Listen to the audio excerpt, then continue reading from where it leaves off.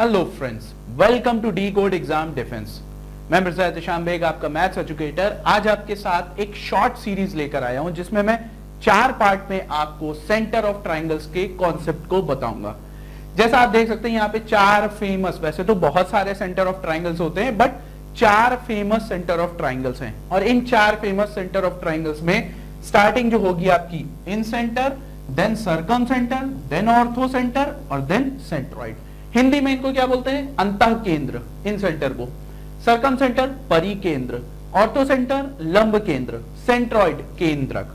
तो चलिए देखते हैं एक एक करके इन सब सेंटर ऑफ ट्राइंगल्स के बारे में। स्टार्ट करते हैं इन सेंटर से। ओके, चलिए हम बात करते हैं अगर इन सेंटर की। ये है क्या इन सेंटर? देखिए डेफिनेशन आप सभी ने पढ़ रखी होगी। इन सेंटर ऑफ अ ट्राइंगल क्या होता है? एक ट्राइंगल है अगर, ठीक है, इन सेंटर कहलाता है meeting point of all the angle bisector of a triangle, यानी उन सभी, यानी all the angle bisector of a angles. ठीक है, ये चीज समझ लीजिए, ट्राइंगल के सभी एंगल बाइसेक्टर का मीटिंग पॉइंट कहलाता है। यानी बी का एंगल बाइसेक्टर, सी का एंगल बाइसेक्टर और ए का एंगल बाइसेक्टर। आपके दिमाग में एक शक बैठ गया होगा कि क्या ये 90 डिग्री होता है? नहीं, ये 90 डिग्री नहीं होता है। इस बात का ध्यान में रखिएगा। ठीक है, तो ये चीजें आपको ध्यान में रखनी है कि ये आपका 90 डिग्री नहीं होता है। अब ये क्या है? ये मीटिंग पॉइंट है किसका? सभी एंगल बाइसेक्टर का। एक ट्राइंगल के सभी एंगल का बाइसेक्टर, यानी उन सभी, यानी अगर ये ए है तो ये a/2 हो जाएगा, ये भी a/2। अगर ये b था तो ये b/2, b/2। ये अगर c था तो c/2, c/2। और इस मीटिंग पॉइंट को हम बोलते हैं इन सेंटर।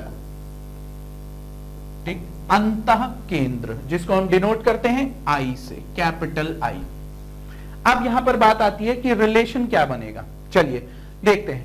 पहले ये चीज समझिए कि कुछ प्रॉपर्टीज हैं जिनको आपको ध्यान में रखना है, और वो प्रॉपर्टीज क्या है कि meeting point of all the angle bisectors of a triangle is known as incentre, यानी सभी कोणों का अंतः कोण समद्विभाजक ही कहलाता है उसका अंतः केंद्र। दूसरी बात यह है कि ये आपका जो सेंटर होता है ये सभी भुजाओं से इक्विडिस्टेंट पर होता है, और इक्विडिस्टेंट आपका हमेशा लंबवत होता है। ये बात ध्यान में रखिए। अगर ये सभी भुजाओं से आपका इक्विडिस्टेंट है, यहां पे समझिए, अगर ये सभी भुजाओं से आपका इक्विडिस्टेंस है तो यहां पर आप इसको केंद्र मानकर, क्या इसको केंद्र मानकर आप एक सर्कल ड्रॉ नहीं कर सकते हैं? अगर आपने सर्कल ड्रॉ किया तो यही भुजा कहलाएगी क्या? रेडियस। और उसको हम एक स्पेसिफिक नाम देते हैं जिसको हम बोलते हैं इन रेडियस। ये बात समझ में आई? तो 2 प्रॉपर्टी इसमें बहुत ध्यान से पढ़िएगा। पहली कि ये जो पॉइंट होता है I, ये सभी कोणों का अंतः समद्विभाजक बिंदु होता है जिसको हम कहते हैं इन सेंटर, यानी क्या? अंतः केंद्र, यानी meeting point of all the angle bisector of a triangle is known as incentre. दूसरी बात कि ये सभी भुजाओं से, यानी ये जो पॉइंट होता है ये सभी साइड से इक्विडिस्टेंट पर होता है। अगर सभी पॉइंट पे इक्विडिस्टेंट है तो क्या हम इसको एक सर्कल ड्रॉ नहीं कर सकते? और यही सर्कल आपका क्या कहलाता है? इन सर्कल। ठीक है, अंतः वृत्त। ये बात ध्यान में रखिए, इन सर्कल, ये चीज ध्यान में रखिएगा। ठीक है, यहां पे ये बातें आपको समझ लेनी है और उसका पॉइंट इन सेंटर कहलाएगा। अब चलते हैं हम, यहाँ पे एक डेरिवेशन है, उस डेरिवेशन को देख लेते हैं। तो चलिए इस डेरिवेशन को देखते हैं। भाई ये रहा आपका ट्राइंगल, ये meeting point of all the angle bisector. ठीक, यहां पे सपोज करो ये b/2 था तो ये आपका क्या हो जाएगा? c/2। ये भी क्या हो जाएगा? c/2। अब ये पॉइंट आपका क्या है? I है, ये है A, ये है B, ये है C। आपके दिमाग में सब बस गया? अब हम क्या करते हैं, अगर हमें देखें तो हम यहां पर किस ट्राइंगल को लेके चलेंगे? ट्राइंगल BIC को, जिसमें हम ये बोल सकते हैं कि angle BIC is equal to 180 minus of, बहुत ध्यान से देखिए, माइनस ऑफ दीज 2 एंगल्स। किसको? यहां पे इन दोनों एंगल्स को हम लेकर चलेंगे। अब देखिए यहां पर किसको भाई, ये ट्राइंगल हम लेके चल रहे हैं, ठीक, और इस ट्राइंगल में आपका क्या है? BIC, यानी अगर हम देखें तो 180 minus B by two plus C by two, यानी अगर आप इसको इलेबोरेट करें तो 180 minus of B plus C by two. अब आपको पता है एक ट्राइंगल ABC में 180 डिग्री तब होता है जब angle A, angle B, angle C बराबर होते हैं 180 डिग्री के। एक ट्राइंगल के तीनों कोणों का योग 180 डिग्री होता है। तो एंगल B प्लस C क्या हो जाएगा?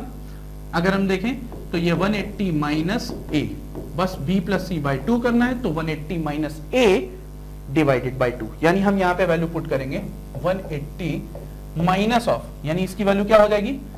90 माइनस एंगल A बाय 2। तो यहां पर जब आप सॉर्ट आउट करेंगे इसको, तो अब आप गौर से देखिए, जब आप इसको सॉर्ट आउट करेंगे तो यहां पर से क्या मिलेगा? यहां पर से आपको मिलेगा 90 प्लस एंगल A बाय 2, यानी आपका जो इन सेंटर का एंगल है वो क्या निकल कर आ रहा है? मैं अगर इसे यहां पर रफ कर दूं इस चीज को, तो यहां पे समझिए जो आपका इन सेंटर का एंगल निकल कर आएगा वो क्या निकल कर आएगा? बहुत ध्यान से देखिए भाई, यानी जो एंगल BIC है वो आपका 90 प्लस उसके ऑपोजिट वाले एंगल का हाफ। ये बहुत ध्यान से देखिए, क्यों? क्योंकि इन सेंटर हर तरीके से बन सकता है। एक इन सेंटर था BIC, एक इन सेंटर हो सकता है CIB। तो सिमिलरली अब यहां पे मैं ये रफ कर रहा हूं, सिमिलरली आप यहां पे सोचिए कि जिस तरीके से आपने BIC ट्राइंगल को लेके चले उसी तरीके से आपने BIC एंगल निकाला, तो सिमिलरली एंगल CIA निकलेगा, तो वो 90 प्लस, अब इसके ऑपोजिट कौन है? B by 2। सिमिलरली अगर ये आपने इन सेंटर का एंगल लिया BIA, तो 90 प्लस ऑपोजिट कौन है भाई? C by 2। तो सिमिलरली आपके तीनों फॉर्मूले डिराइव हो गए, तीन तरीके से इन सेंटर मिलता है, ये बात ध्यान में रखिए। ओके, तो आई होप आप सभी को ये समझ में आया होगा। Keep watching decode exam. आज हम बात करेंगे सरकम सेंटर यानी परिकेंद्र की। इंपॉर्टेंट है क्योंकि सेंटर ऑफ ट्राइंगल के ही हिस्सा है ये। चलिए, हम इन सेंटर बात कर चुके हैं, अब बात होगी सरकम सेंटर। क्या होता है सरकम सेंटर ऑफ अ ट्राइंगल, ये बात ध्यान में रखिए। चलो, ये आपका ट्राइंगल है भाई, देखो इसकी डेफिनेशन क्या है ये बात समझिए। इसकी डेफिनेशन में 2 पॉइंट आपको बहुत इंपॉर्टेंट है, ध्यान में रखने हैं। क्या है? आप यहां पर एक ट्राइंगल में कैसे आप सरकम सेंटर बनाएंगे ये बात समझिए। सरकम सेंटर क्या होता है? Meeting point of all the perpendicular bisector of a side is known as what? Circumcentre. यानी एक त्रिभुज की सभी भुजाओं पर डाले गए लंब समद्विभाजक का मिलन बिंदु ही क्या कहलाता है? Perpendicular circumcentre. अब आपके दिमाग में आ रहा होगा कि ये क्या है। देखो एक चीज समझो, ये आपकी कोई भुजा है, सपोज करिए मैं इसको कहूं कि आप इसको समद्विभाजक करेंगे यानी बाइसेक्ट करेंगे। ये बात समझिए, बाइसेक्ट करने के कई तरीके हैं। सपोज कर लो ये मिडिल पॉइंट है, तो आप चाहो तो ऐसे कर सकते हो, चाहे ऐसे कर सकते हो, चाहे ऐसे कर सकते हो, ऐसे कर सकते हो, ऐसे कर, सॉरी ये ऐसे नहीं होगा। ओके, जस्ट अ मिनट भाई, आपके करने के तरीका इसमें बहुत सारा है, यानी आप हर तरीके से हर एंगल पर आप ये बाइसेक्ट कर सकते हो। लेकिन जब मैं बोलूंगा स्पेसिफिकली कि perpendicular bisector of a side, यानी परपेंडिकुलर बाइसेक्टर क्या होता है? सिर्फ एक होता है, बाइसेक्ट भी करेगा उस साइड को इक्वली और परपेंडिकुलर होगा। तो यहां पर परपेंडिकुलर बाइसेक्टर का क्या मतलब है? ये हमने भाई इस साइड को हमने 2 पार्ट में तोड़ा, इस साइड को हमने 2 पार्ट में तोड़ा और इस साइड को हमने 2 पार्ट में तोड़ा।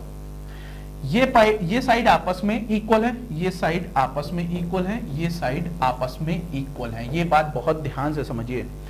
अब आपके दिमाग में एक और चीज जा रही होगी, क्या कि सर ये बताइए कि क्या ये जो लाइन है ये वर्टेक्स पे जाके मिल रही है? बिल्कुल नहीं, ऐसा गारंटीड नहीं है, ये मैं पहले बता दूं। अब आपके दिमाग में ये आ रहा होगा, चलो ये हमें तो मिल गया, क्या इसे हम बोलते हैं O, यानी हम बोलते हैं क्या? सरकम सेंटर। ओके, राइटिंग पे मत जाइएगा, बस ध्यान से समझिए।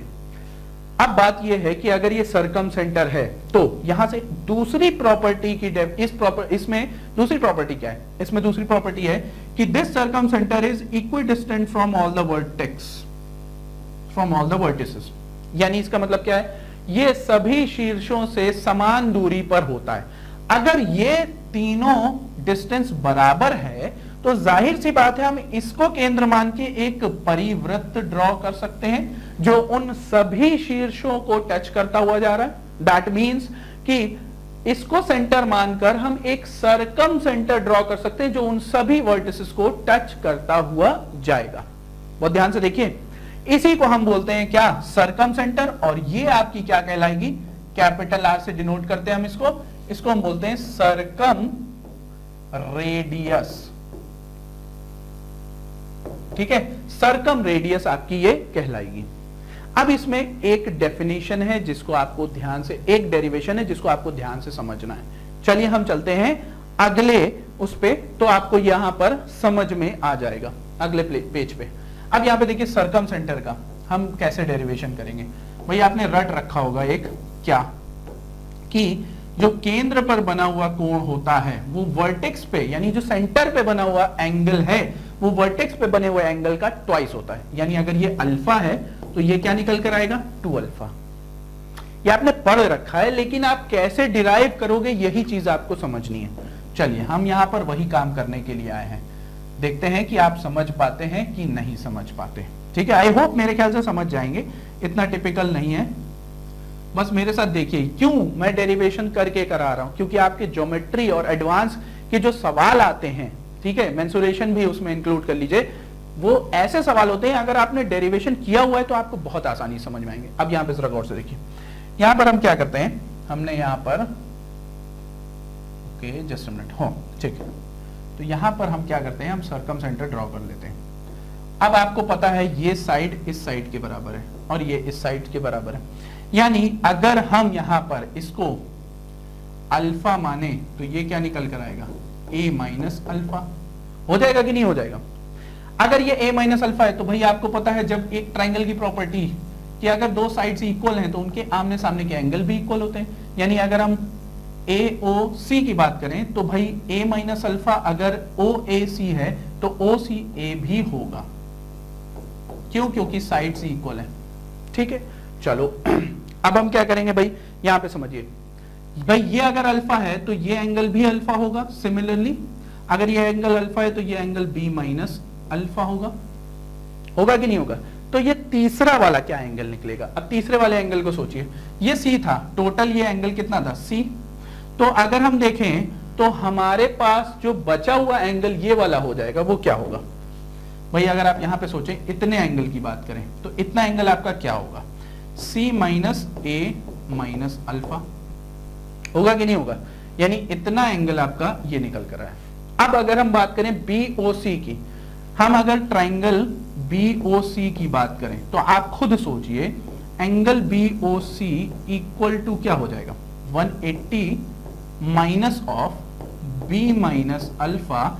इस एंगल को लोगे और इस एंगल को लोगे, अब ये दोनों ऐड होके 180 में से घटेंगे, plus c minus a minus alpha. आप देखिए यहां पे जैसे आप ओपन करेंगे 180 minus b plus alpha plus c, sorry plus नहीं माइनस होगा।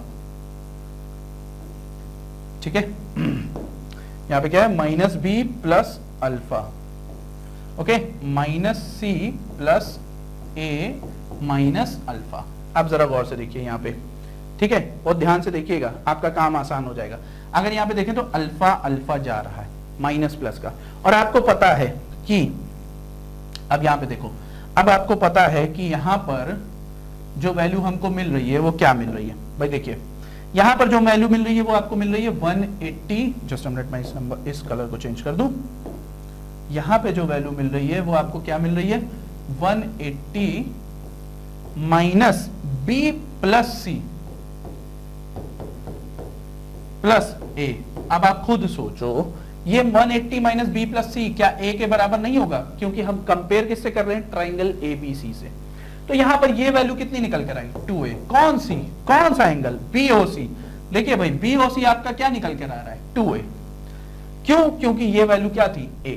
तो यहां पर प्रूफ क्या हुआ कि अगर, अब आप ध्यान से देखिए, अगर आप इस ट्राइंगल की बात करें ए बी सी, इसमें अगर आप लेकर आ रहे हैं एंगल BOC को तो वो 2a के बराबर होगा।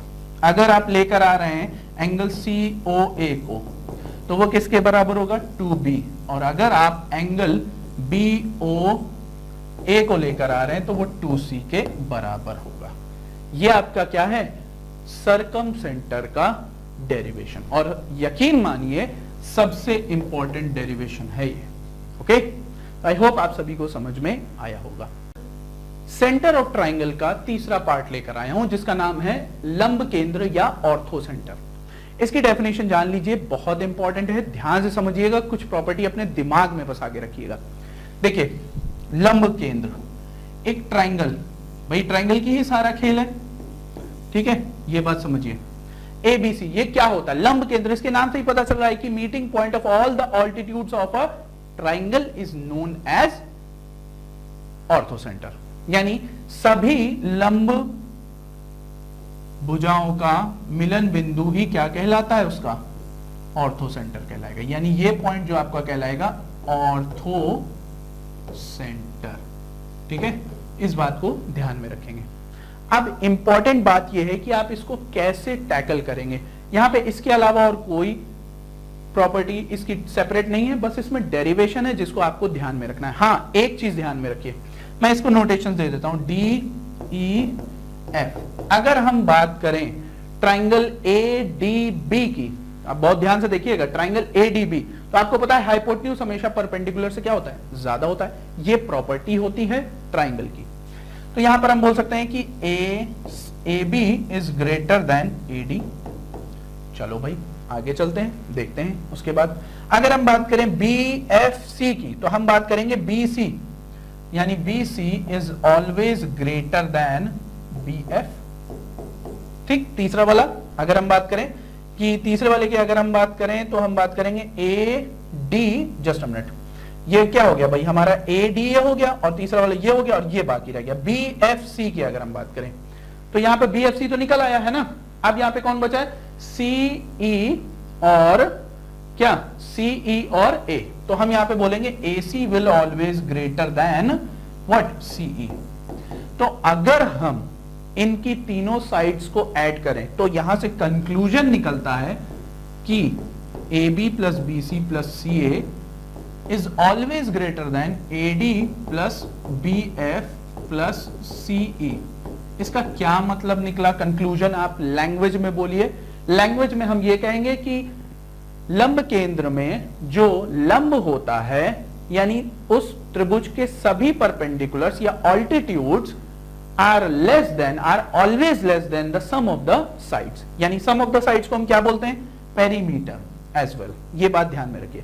यानी हम ये बोल सकते हैं कि perimeter of a triangle is always greater than sum of all the altitudes of a triangle. Is that clear?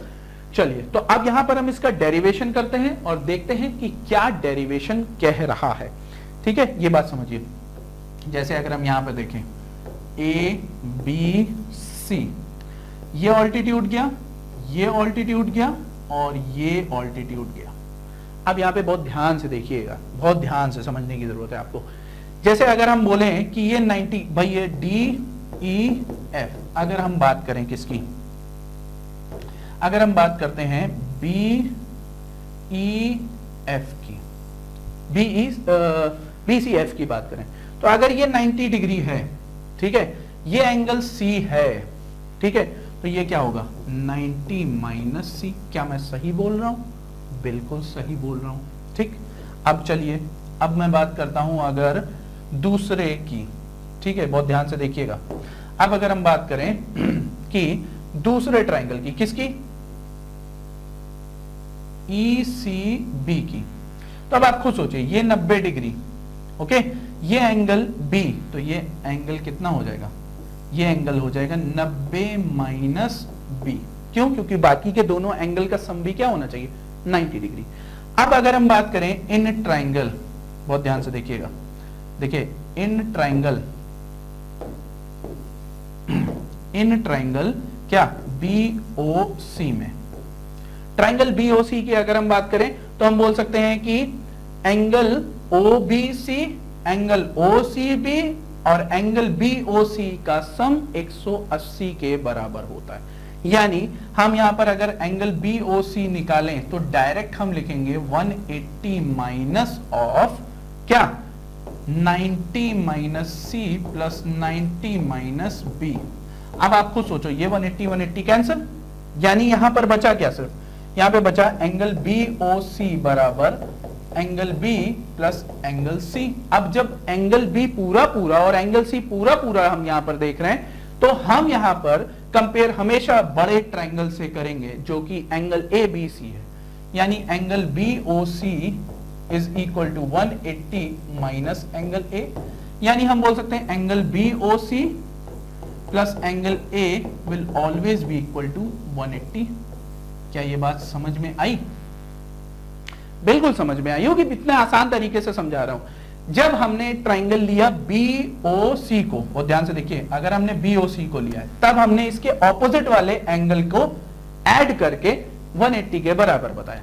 Suppose करिए अगर हम COA लेते, सिमिलरली एंगल COA, क्योंकि ये भी तो ऑर्थो सेंटर ही है भाई, हम मिला तो उसी पॉइंट पे रहे ना। अब आप खुद सोचिए COA जो होता वो क्या हो जाता, COA जो होता वो किसके साथ ऐड होता, इसके ऑपोजिट वाला कौन है, B बराबर 180। ओके, सिमिलरली अब अगर हम तीसरे एंगल की बात करते हैं, तो मैं यहां पे ऊपर रफ कर दे रहा हूं, तीसरे एंगल की बात करते तो तीसरा एंगल आपका क्या होता है भाई, BOA प्लस, अब इसके ऑपोजिट कौन है, एंगल C बराबर 180। तो आपके तीनों तरह से हमने फॉर्मूले डिराइव कर दिए। ये आपके सामने डेरिवेशन है, ध्यान से पढ़िएगा, एग्जाम में कभी फंसेंगे नहीं, इसीलिए मैंने जानबूझ के डिराइव कराया। ऑलराइट, चलिए आज आप बात करते हैं केंद्रक की। सेंट्रॉइड इंपॉर्टेंट है, इसको ध्यान से पढ़िएगा, सबसे ज्यादा सवाल इसी पैटर्न पर पूछे जाते हैं, इसलिए मैंने इसे हाईली इंपॉर्टेंट की कैटेगरी में रखा है। सेंट्रॉइड केंद्रक होता क्या है, बेसिक जानकारी देखिए। केंद्रक क्या होता है, meeting point of all the medians is known as, meeting point of all the medians of a triangle is known as centroid. यानी एक त्रिभुज के सभी माध्यिकाओं का मिलन बिंदु ही कहलाता है केंद्रक। जब तक के ड्रॉ नहीं करेंगे आपको समझ में नहीं आएगा। देखिए माध्यिका, माध्यिका क्या होती है भाई, सामने अगर आपने एक साइड ड्रॉ करी, माध्यिका का मतलब है वो सामने वाली साइड को दो बराबर भागों में तोड़ देगी। सिर्फ साइड को ही नहीं, ट्राइंगल प्रॉपर्टी कहती है कि उसके एरिया को भी वो बराबर भागों में तोड़ेगी। तो हमने इसको भी बराबर भागों में तोड़ दिया, लेकिन आपस में टूटेंगी। फिर इसको भी तोड़ दिया हमने, आपस में टूटेंगी। बहुत ध्यान से देखिए, यहां पे कहने का मतलब है कि ये जो ट्राइंगल है, ठीक है, ये 6 इक्वल पार्ट में डिस्ट्रीब्यूट हो जाएगा। इसका भी एरिया, इसका भी एरिया, इसका भी एरिया, इसका भी एरिया, इसका भी एरिया, इसका भी एरिया, और ये आपका कहलाएगा G, जिसको हम बोलते हैं सेंट्रॉइड, केंद्रक। बात समझ में आई? यानी अगर हम किसी एक त्रिभुज का भी एरिया ले लें, सपोज करिए ये D, ये E, ये F, ठीक है, अगर हम किसी एक त्रिभुज का भी एरिया ले लें तो वो उस बड़े वाले ट्राइंगल के एरिया का 1/6 होता है। क्यों? क्योंकि इन सभी त्रिभुज का एरिया सिमिलर है। यानी आप बोल सकते हो AGF, ट्राइंगल AGF का एरिया आपका 1/6 होगा ट्राइंगल ABC के एरिया के, ठीक है। इट्स नॉट जस्ट AGF, आपका BGD, DGC, CGF, AGE, EGB, किसी का भी आप लें। बात समझ में आई? ये सिंपल है। दूसरी प्रॉपर्टी कहती है कि जिस तरीके से आपने 6 पार्ट में तोड़ा है, उसी तरीके से ये 3 पार्ट में भी इक्वली डिस्ट्रीब्यूट होगा। अब आप खुद सोचिए, यहां पर क्या था, यहां पे ये मिल रहा था जाके, है ना, ये मिल रहा था जाके, ये मिल रहा था जाके, तो हो क्या रहा था, ये 6 पार्ट में डिस्ट्रीब्यूट हो रहा था। अभी क्या किया हमने, इसे सिर्फ 3 पार्ट में ही कर दिया। बहुत ध्यान से देखिए, यानी अगर हम इसे 3 पार्ट में करें तो हम बोल सकते हैं कि अगर हम BGC का एरिया लें या BGA का एरिया लें या AGC का एरिया लें, वो सब आपस में बराबर है। यानी इसका मतलब बड़े वाले ट्राइंगल AGC या BGC या BGA सब 1/3 ऑफ एरिया ABC के बराबर होंगे। अच्छा, इंपॉर्टेंट बात यह है कि अगर मान लीजिए हमने इसे डिस्ट्रीब्यूट किया, ठीक है, अब यहां पे सबसे इंपॉर्टेंट पॉइंट आ रहा है जिसका आप हर बार यूज करेंगे सेंट्रॉइड के सवाल में। कहने का मतलब यह है कि अगर आप इसको यहां पर आप देख रहे थे, ड्रॉ कर रहे थे, तो ये पार्ट मिलके कितना हो रहा था? 2 पार्ट हो रहा था ना। और अगर ये पार्ट देखें तो ये 1 है। तो अगर हम यहां पर इसको हटा दें, सपोज करिए ये हट गया, सपोज करिए ये हट गया, ओके, सपोज करो ये हट गया, तो आपको क्या समझ में आ रहा है? यहां से जरा गौर से देखिए, आपको ये समझ में आ रहा होगा कि ये हमारा जो मीडियन है साइड, ये 2:1 में ब्रेक हो रही है। जरा गौर से देखिए, क्योंकि ये पूरा एरिया 2 के बराबर और ये एरिया कितना है? 1 के बराबर। तो यहां पर आपकी जो साइड है AG, वो GD के साथ 2:1 का संबंध बनाती है। यानी जो मीडियन होती है ना, वो आपस में सेंट्रॉइड से 2:1 में ब्रेक होगी। अब आप कहोगे सर 2 वाला कौन सा पार्ट? तो जो वर्टेक्स यानी शीर्ष से निकला वो बड़ा पार्ट और जो बेस पर आकर मिला वो छोटा part. Okay, after the meeting point. ये बहुत इंपॉर्टेंट जानकारी, इसका ध्यान रखिएगा, ठीक है। तो यहां पर क्लियरली समझ में क्या आया हमें कि हम यहां पर अगर हम ड्रॉ करें ABC, यहां पर देखिए भाई ये G है, सपोज कर लो मिल गया, DEF। अगर हम यहां पे देखें तो हम बोल सकते हैं कि AG और GF इज इक्वल टू 2:1, या हम बोल सकते हैं BG और GE आपका 2:1, या हम बोल सकते हैं CG और GD आपका क्या होगा? 2:1। Is that clear? अब यहां पे समझिए, इसमें एक और खेल है। देखिए मैं डायग्राम थोड़ा सा साफ बना देता हूं तो आपको समझ में आएगा, ठीक है, यहां पर आपको अच्छे से समझ में आएगा। ये A, ये B, ये C, ये गया और ये गया, ठीक है, बहुत ध्यान से देखते जाइए। यानी AG और F ये हुआ ना, और BG और GE, ठीक है। दूसरा वाला क्या हुआ? CG और GD, ठीक है। तो हमारे पास ये सारा डेटा। अब यहां पर एक और खेल होता है, देखिए कैसे। अब यहां पे जरा गौर से देखिएगा। अब इसी ट्राइंगल को हम और पार्ट में तोड़ देंगे। यानी अगर हमने ये पॉइंट मिला दिए तो बहुत ध्यान से देखिए, DEF का भी सेंट्रॉइड कौन है? G ही है। यही आपका क्या है? सेंट्रॉइड सभी का है। ये बात ध्यान में रखिए। लेकिन अब हमें यह प्रूव करना है कि DGF ये 1/12 होता है ABC का, यानी 1/12 पार्ट होता है बड़े वाले ट्राइंगल का। कैसे प्रूव करेंगे ये चीज समझिए। चलो देखते हैं। ये आप सभी को पता है कि ये मीडियन होता है, तो भाई ये क्या करेगा? ये सामने वाली साइड को इक्वल पार्ट में डिवाइड कर देगा, ठीक। चलो हम यहां पर रफ करके इसे सॉल्व करते हैं। यहां पर सिमिलैरिटी का इस्तेमाल होगा, समरूप। हम किस ट्राइंगल को लेके चलेंगे? आप जरा गौर से देखिए। अगर हम इस ट्राइंगल को लेके चलें, भाई ध्यान से देखना, किसको? ये आपका कौन है? D, ये कौन है? G, और ये कौन है? E। और अगर आप इस ट्राइंगल को लीजिए, किसको? भाई G, B और C को। जरा गौर से देखिए, क्या ये मिड पॉइंट है? हाँ है। तो मिड पॉइंट थ्योरम यहां पर लगेगी? बिल्कुल लगेगी। कैसे लगेगी? देखते जाओ। आप ये बोल सकते हो, अगर ये मिड पॉइंट आपस में मिल रहे हैं तो जाहिर सी बात है आपका DE should be parallel to BC। अगर ये पैरेलल हुआ तो एंगल B एंगल E के बराबर, एंगल C एंगल D के बराबर होगा कि नहीं होगा? यानी अगर हम एरिया की बात करें तो बहुत ध्यान से देखिएगा, हम बोल सकते हैं कि B, ठीक है, B आपका किसके बराबर है? E के बराबर है, ठीक है। आपका G, भाई G तो क्या है? वर्टिकली ऑपोजिट है, तो ये बराबर ही होगा G के बराबर। और आपका C यहां पर D के बराबर। तो ये ट्राइंगल इस ट्राइंगल के क्या है? सिमिलर है। तो रेशियो क्या हो जाएगा भाई? BG upon E G is equal to भाई B G upon E G, G C.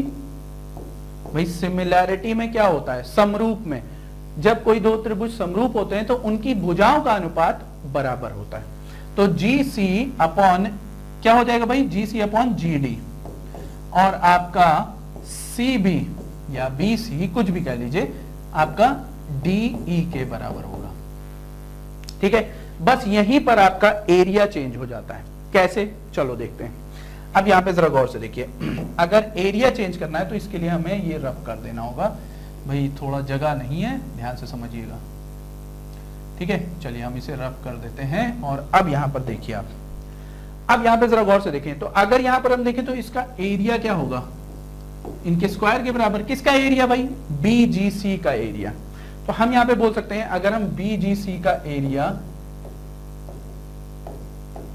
Upon area of triangle E G D का, ये क्या होगा, अगर आप जरा गौर से देखें तो कौन सी साइड लेंगे, डीई और बीसी को लेंगे, डीई और बीसी। एक बात बताओ, अगर ये मिड पॉइंट है तो मिड पॉइंट थ्योरम क्या कहती है कि if two triangle are similar, what triangle, ADE और एबीसी। तो यहां पर अगर एडी हाफ है, देखो अगर एडी हाफ है एबी का तो एई भी हाफ है एसी का, तो डीई भी हाफ है बीसी का।